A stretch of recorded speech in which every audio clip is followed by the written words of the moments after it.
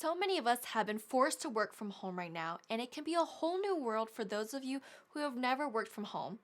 Be sure to stay until the end to hear my number one tip on how best to stay productive while working from home and not fall into the work from home trap that most people do.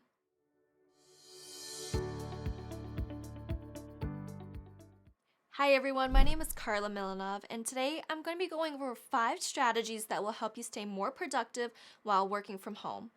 A lot of us are used to having an office with coworkers, a boss, someone that holds us accountable, and as someone who has worked from home for the past 4 years, I have learned what does and does not work for me, and I'm hoping through my experience it'll help you out. And this doesn't have to apply to those of you just working from home. This can apply to students who are learning from home now as well, or if you just want to be more productive and efficient. So, with that being said, my first strategy is to really plan out your day. I know it sounds so simple, but yet so many people don't do this. I personally have a whiteboard and I like to physically write down my to do list for each day. I truly believe in being proactive versus reactive. If you don't have a plan for your day, you're going to get tangled up into someone else's schedule and you become more prone to distractions. And if you don't have a plan, then what is your purpose for the day? What is it that you're trying to accomplish? I can almost guarantee that if you are working from home right now, your day probably starts a little like something like this.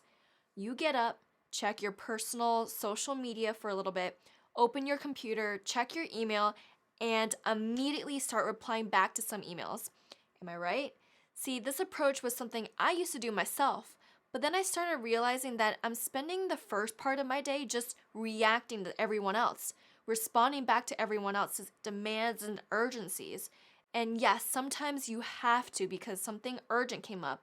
But by reacting, you're missing out on what you need to do and what's important for you. As part of my morning ritual, I start out the day even before I open my laptop. I start out by writing everything out I need to accomplish for that day. I create a plan for the day and I first write out the important tasks that I either did not finish from the day before or something new popped into my mind that I need to quickly finish.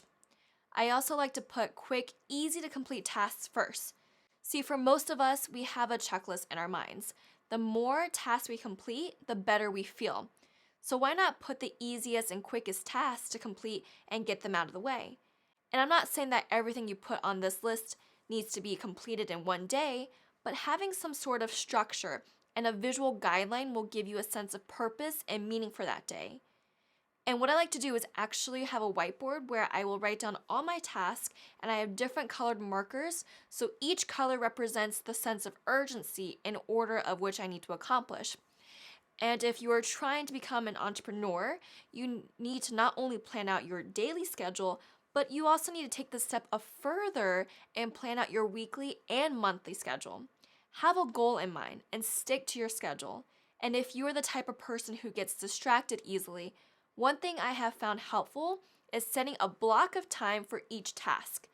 For me, when I started working from home, I often got distracted by taking what I thought were quick breaks to check my phone, go on social media, go downstairs and grab a snack.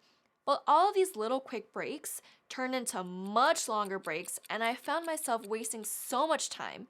So I started blocking out time slots for each task. From 8 a.m. to 8:15, I would write out my to-do list. From 8:15 to 8:45, I would check my emails. From 8:45 to 9:15, I would respond back to emails, and so on and so forth. When I started giving myself deadlines, it not only kept me focused, but now I was actually completing tasks at a quicker pace, and it's almost like your boss is giving you a deadline, and you need to complete it by a certain time. And my next strategy ties into the first, and that is eliminating distractions. There's so many distractions when working from home. It's so easy to be on your phone scrolling endlessly, looking at TikTok videos, Instagram posts, answering calls, or responding to messages, or whatever the distraction may be. But those distractions are taking you away from what was really important. I remember watching a video and hearing someone say that in order to get that focus state where you are so motivated and focused, your peak of productivity, if someone or something were to distract you, it would take you 20 minutes to get to that peak moment of focus again. And that's so true. Every time I find myself getting distracted, it takes me a while to get back to that state of pure focus and attention. And if you have other people in your house, close your door and put a sign on the door letting them know that you are busy from a certain time period. Now, my third strategy is to reward yourself at the end of each day after you complete your task. This not only gives you something to look forward to, but it also rewards good habits. Remember when you were a child and every time you did a chore or you got a good grade, your parents would reward you? That's the same concept here.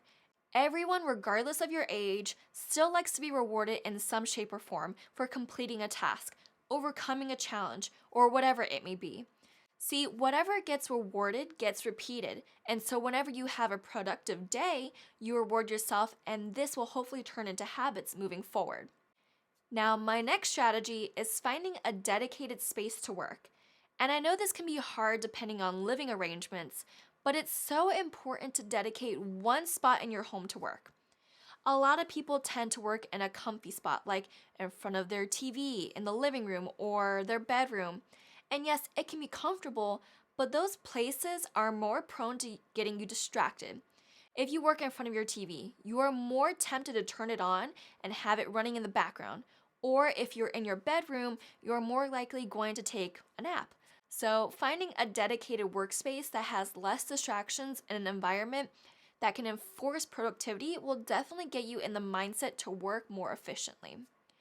And now, my last strategy is to have a mindset that you are still working in an office. If you don't get your work done before you normally clock off, then your boss is not going to be so happy with you. And what I mean by that is a lot of us who are now working from home probably have that mindset that since your laptop is with you, you can complete a task at any time during the day as long as you get it done. And when you start to think that way and have that mindset, you start to intertwine with your work life and your personal life. It's so easy to put off a task that you didn't put all your attention towards during the day and start working on it in the evening when instead you should be spending time winding down. A lot of us are probably used to working in an office, and when you leave the office, your work is done. But now that you have a laptop and the flexibility to work from home, you have that mindset that you have plenty of time to complete a task because you don't have to, per se, leave the office. So, those are my 5 strategies on how to become more productive while working from home. If you guys enjoyed this video, please be sure to give it a thumbs up and leave a comment below if you have any tips or tricks that have been helpful for you while working from home. As always, thank you so much for watching this video, and I'll catch you on the next one.